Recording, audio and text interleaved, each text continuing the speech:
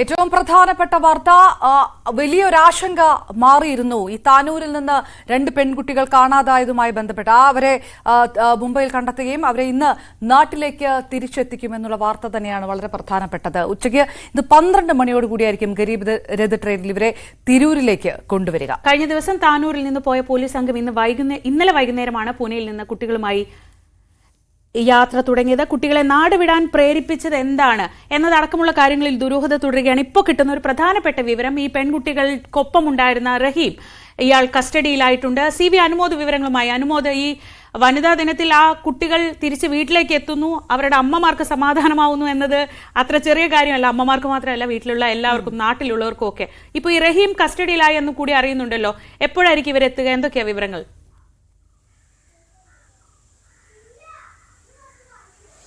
Good morning Sreeja. Good morning Aparna. വനിതാ ദിനത്തിൽ നമുക്ക് നല്ല ശുഭകരമായിട്ടുള്ള ഒരു പോസിറ്റീവായിട്ടുള്ള വാർത്ത തന്നെ തുടങ്ങാൻ കഴിയുന്നു എന്നുള്ളത് സത്യം പറഞ്ഞാൽ സന്തോഷമുള്ള കാര്യമാണ്. കാര്യം 2 ദിവസമായിട്ട് ഈ പെൺകുട്ടികളെ കാണാതായ സമയം മുതൽ ഈ ഒരു വാർത്തയുടെ പ്രാധാന്യം അറിഞ്ഞുകൊണ്ട് നമ്മളടക്കം നിന്നാണ്. അപ്പോൾ അവരെ തിരിച്ച് അവരുടെ വീട്ടുകാരുടെ അടുത്തേക്ക് അവർ സുരക്ഷിതരായിട്ട് എത്തുന്നു എന്നുള്ളത് വളരെ സന്തോഷം തോന്നുന്നു, ആശ്വാസം തോന്നുന്നു.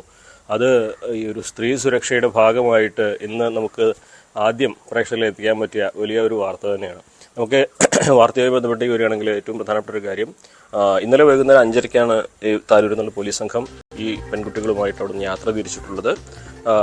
ഉച്ചയ്ക്ക് 12 മണിയോടെയാണ് തിരൂരിൽ അവരുടെ ട്രെയിൻ ഗരീബ് രഥ് എത്തുക എന്ന് അറിയാൻ കഴിയുന്നത്. അവരെ വൈദ്യപരിശോധനകളും മറ്റ് നടപടികളൊക്കെ പൂർത്തിയാക്കി അവരെ ആദ്യം പോലീസ് സ്റ്റേഷനിൽ കേസ് രജിസ്റ്റർ ചെയ്ത സാഹചര്യത്തിൽ കോടതിയിൽ, അതായത് ഇവരിപ്പോൾ പ്രായപൂർത്തിയാവാത്ത കുട്ടികളായതുകൊണ്ട് തന്നെ CWCയിലായിരിക്കും ഹാജരാക്കുക. അവിടുന്ന് അവരുടെ മൊഴി രേഖപ്പെടുത്തിയ ശേഷം അവരെ വീട്ടുകാർക്കൊപ്പം വിട്ടയക്കും. മറ്റ് നടപടിക്രമങ്ങൾ കൂടുതൽ സാങ്കേതികമായിട്ടുള്ള ബുദ്ധിമുട്ടുകളൊന്നും ഉണ്ടാകില്ല എന്നാണ് പറയുന്നത്. കാരണം ഈ കുട്ടികളുടെ മാനസികാവസ്ഥ തന്നെയാണ് പ്രധാനപ്പെട്ട കാര്യം. ഈ അവരെന്തിനു പോയി, എങ്ങനെ പോയി എന്നുള്ള കാര്യങ്ങളൊക്കെ പോലീസ് എന്താണ് തിടുക്കപ്പെട്ട് ചോദിച്ചറിയില്ല എന്ന് തന്നെയാണ് നമുക്ക് മനസ്സിലാക്കാൻ കഴിയുന്നത്. കാരണം ഈ 2-3 ദിവസമായിട്ട് ഇവർ വിട്ടു നിൽക്കുന്നു. അതിനുശേഷമുള്ള ഈ സംഭവം ഇതൊക്കെ വലിയൊരു കടുത്ത മാനസിക സമ്മർദ്ദത്തിലേക്ക് അവരെ നയിച്ചിട്ടുണ്ടായിരിക്കാം. അവർ പോയ സാഹചര്യം എന്താണെങ്കിലും അപ്പോൾ ആ സമ്മർദ്ദം മനസ്സിലാക്കിക്കൊണ്ട് അവർക്കൊപ്പം നിൽക്കുക എന്നുള്ള ഒരു നിലപാടാണ് പോലീസിന്റെ ഭാഗത്തു നിന്നും ഉണ്ടായിട്ടുള്ളത്. ഇനി ഉണ്ടാവുകയും ചെയ്യുക എന്നാണ് നമുക്ക് ഉന്നത പോലീസുകാരിൽ ഉദ്യോഗസ്ഥരിൽ നിന്ന് അറിയാൻ കഴിഞ്ഞിട്ടുള്ളത്. അപ്പോൾ അവർ വന്നു കഴിഞ്ഞാൽ നടപടിക്രമങ്ങൾ പൂർത്തിയാക്കി അവരെ വീട്ടുകാർക്ക് വിട്ടുകൊടുക്കും എന്നുള്ളതാണ് ആദ്യത്തെ കാര്യം.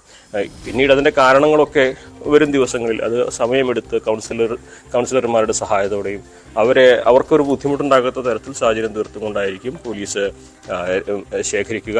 അതൊരു കേസിൽ ഉൾപ്പെട്ട പ്രതികളെ പിടികൂടി അവരോട് ചോദ്യങ്ങൾ ചോദിക്കുന്നത് പോലെ വളരെ വേഗത്തിൽ ഉള്ള നടപടികളല്ല ഇവിടെ ഉണ്ടാവുക എന്നുള്ളതാണ് ഏറ്റവും പ്രധാനപ്പെട്ട. ഇവര് ഒരു ഉല്ലാസത്തിന് വേണ്ടി മാത്രമാണ് മുംബൈയിലോട്ട് പോയത്. അങ്ങനെയാണ് ഒരു പോലീസിന്റെ ഇതുവരെയുള്ള നിഗമനം. ആ തരത്തിൽ കൂടിയാണ് അല്ലെ ഈ പറഞ്ഞ പോലെ വളരെ അവരെ പ്രഷറൈസ് ചെയ്തുകൊണ്ട് ചോദ്യം ചെയ്യേണ്ട ആവശ്യമില്ല എന്ന് കൂടി പോലീസ് കരുതുന്നതിൽ മറ്റ് കാരണങ്ങളൊന്നുമില്ല ഈ റഹീം കസ്റ്റഡിയിൽ ഉണ്ടെങ്കിൽ പോലും.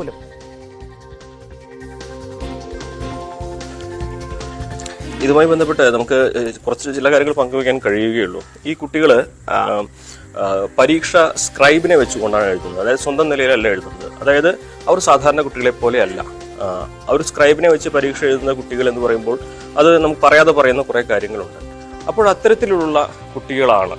സ്വാഭാവികമായിട്ട് അവരെ സംബന്ധിച്ച് യാത്ര പോവുക, അല്പം ഫാഷനബിളായി നടക്കുക എന്നുള്ള കാര്യങ്ങളിലൊക്കെ വലിയ ആഗ്രഹങ്ങളുണ്ടെങ്കിലും ഒരുപക്ഷെ അവർക്ക് അതിനുള്ള അനുവാദമോ പിന്തുണയോ ഒന്നും ഒരുപക്ഷെ വീട്ടിൽ നിന്നൊന്നും കിട്ടുകയാണില്ല.